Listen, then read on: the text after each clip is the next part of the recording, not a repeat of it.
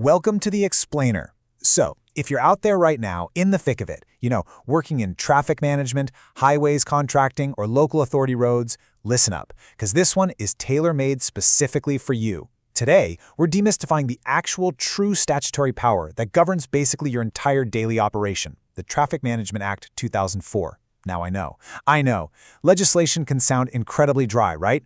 But the TMA 2004, it's like this invisible hand shaping every single site you set up. So let's dive right into this. We're going to translate this super dense legal framework from a heavy statute book straight into your actual site reality. Because honestly, getting this wrong, it doesn't just mean a little slap on the wrist. It can literally shut your entire site down. Okay, picture this. Have you ever been standing on a freezing site at, say, 2 a.m., just wondering why your working hours are so punishingly strict, or why your permits are so unbelievably tightly controlled? Yeah, it's a super common frustration. And you might be thinking, oh, it's just some local council official being difficult, or, overly bureaucratic. But who is really pulling the strings here? Well, the truth is, the local authorities are actually bound by this massive, overarching legal framework that completely forces their hand. To really get why you have to jump through so many hoops today, we kind of have to look back at what things were like before 2004.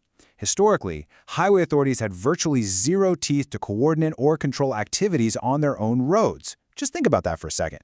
Utility works could be delayed for weeks, they were terribly coordinated, and worst of all, these works could just drag on with absolutely no meaningful consequences.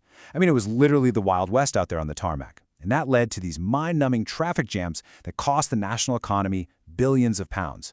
So that historical chaos absolutely necessitated a massive, strict legal solution. Enter the post-2004 reality. Now we've got this robust regulatory framework with real, serious enforcement powers, all designed specifically to slash congestion and minimize disruption. Now, you might hear the year 2004 and think, okay, well, this is ancient history. But actually, scratch that. This legislation isn't static at all. It's constantly evolving, and honestly, it's biting harder. The Act got royal assent way back in July 2004 and was fully rolled out across England, Scotland, and Wales by April 2008. But let's fast forward to today and even peek into the future. Get this. As recently as January 2026, under the latest street and roadworks regulations, the financial penalties for failing to get a permit or breaching your permit conditions, they absolutely doubled.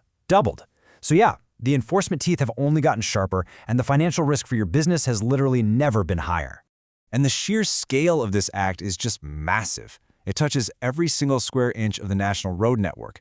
The whole shebang is broken down into 7 distinct parts. You've got Part 1, which empowers those uniformed traffic officers you see on the motorways. Part 3 lets authorities introduce those super strict permit schemes.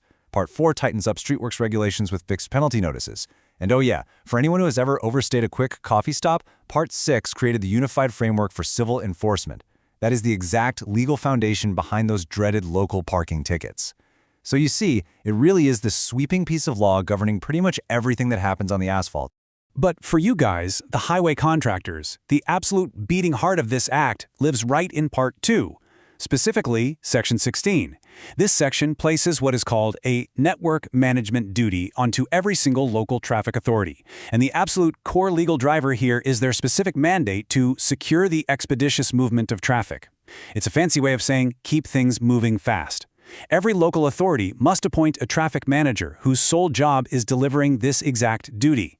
That means every single permit, every set of works conditions, every coordination decision they make, it is all legally underpinned by this one requirement to keep vehicles moving efficiently. So, let's translate that dense legal duty into your muddy boots reality, right? How does Section 16 actually impact your daily site operations? Well, it is the direct cause of the absolute toughest constraints you face out there. When an authority slaps super restrictive conditions on your permit, or limits your working hours strictly to off-peak periods, or when they demand these hyper-exact traffic management layouts, or force you to coordinate to avoid clashing with another scheme on the same corridor, they aren't just doing that to be annoying. They are actively exercising their Section 16 duty. They aren't the bad guys here. They are legally bound to manage that network and keep traffic moving expeditiously. So, the absolutely crucial takeaway here really boils down to one undeniable fact. This is not optional coordination. It is a statutory obligation. Think about how heavy that is.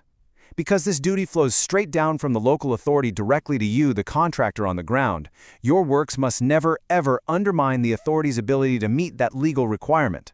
Works that are poorly planned or inadequately managed or run over their permitted time, they do far, far more than just annoy a few passing drivers. And here's a scenario that brilliantly illustrates exactly what's at stake. Think of it like a site work butterfly effect. Okay, let's say an operative does a kind of inadequate job of bagging off a traffic signal. Seems like a minor, easily made mistake, right? But boom, suddenly drivers are confused by conflicting lights, congestion builds up incredibly fast down the street, and instantly that cascade of disruption totally contradicts the authority's duty to keep traffic moving.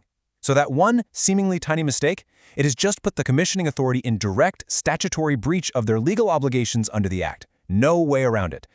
Because the stakes of a Section 16 breach are just so incredibly high, your site compliance has to be absolutely foolproof. And that's exactly where practical innovations come into play. A really great industry tip from the source material is utilizing tools like Cover Me traffic light covers from IRSS UK.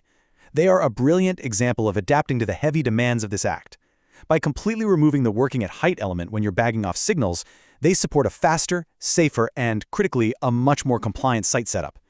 It's adopting tools and strategies exactly like this that will keep your site totally legal and perfectly aligned with those strict network management obligations we've been talking about. Which brings us right to our final critical thought for you to take back to the depot today. Ask yourself, honestly, are your daily site operations protecting the network, or are they putting it at risk of a statutory breach? The Traffic Management Act 2004 isn't just some dusty old book sitting on a shelf in a council office somewhere. It is literally the fundamental blueprint for everything you do out there on the tarmac. So dig into your local authority's specific permit conditions, see exactly how these rules apply to your next job. Stay safe, stay compliant, and keep that traffic moving.